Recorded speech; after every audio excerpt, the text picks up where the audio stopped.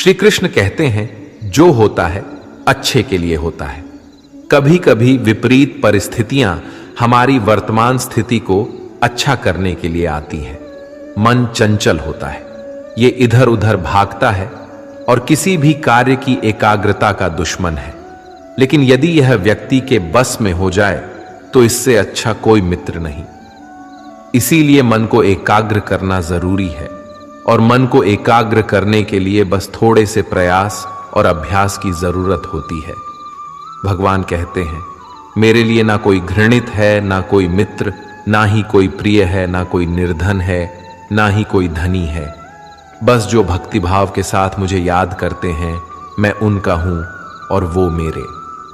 श्री कृष्ण कहते हैं, वो किसी के भाग्य के निर्माता नहीं है। व्यक्ति खुद ही अपना भाग्य लिखता है। आप जैसा बीज बोएंगे, आप वैसा ही फसल काटेंगे। आप जैसा कर्म करेंगे, आपको वैसे ही परिणाम मिलेंगे। यदि विद्यार्थी मन लगाकर पढ़ाई करेंगे तो परीक्षा में सफल होंगे। इसीलिए हर व्यक्ति का भाग्य भी तभी बदलेगा जब वो अपना कर्म करेगा। धर्म और संदेह से परे जब भगवान आपसे प्यार करते हैं तो आप हर चीज से प्यार करते हैं।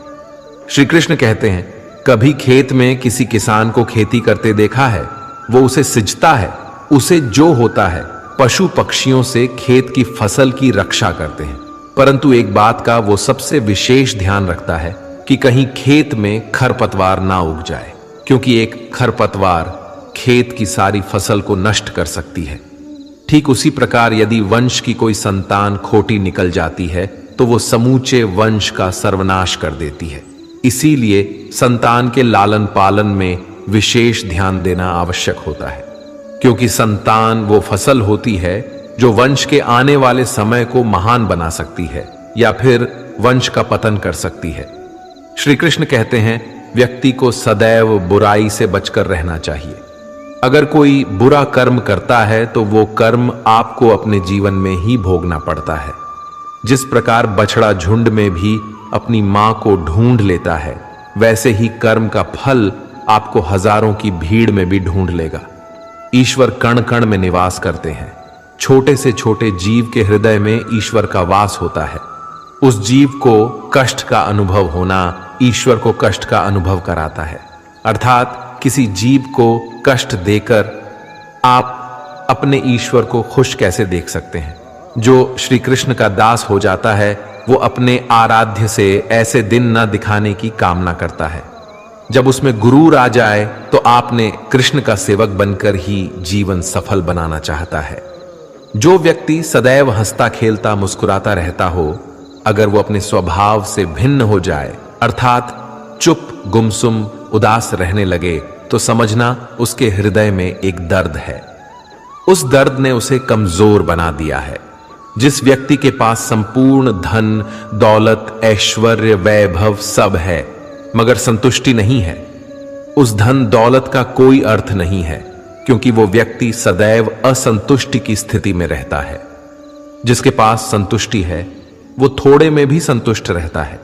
जब आप कोई बुरा कार्य करते हो, ये अच्छा कार्य करते हो, आपको लगता है कोई देख नहीं रहा है, लेकिन आप ये क्यों भूल जाते हैं, आप जो भी कुछ कर रहे हैं, भगवान की दृष्टि सदैव आप पर बनी हुई है। इसीलिए आप ये ना समझिए कि आप अकेले हैं। भगवान सदैव आपके साथ होते हैं। कहते हैं, मन के हारे हार है और मन की जीते जीत। अर्थात जिस प्रकार सकारात्मक विचारों से सफलता मिलती है, उसी प्रकार नकारात्मक विचार असफलता के मार्ग की ओर अग्रसर करते हैं। क्योंकि जैसा हम सोचते हैं वैसा ही हम बन जाते हैं, और अपने विचारों के माध्यम से ही हमें नकारात्मक और सकारात्मक परिणाम मिलते हैं। इसीलिए अपनी सोच को हमेशा सकारात्मक रखें। मनुष्य ही एक ऐसा प्राणी है जो कर्म करता है, इसलिए कर्म करना प्रत्येक व्यक्ति का धर्म भी है। धर्म करने वाला व्यक्ति ही कर्मवीर कहलाता है। इसीलिए कर्म करते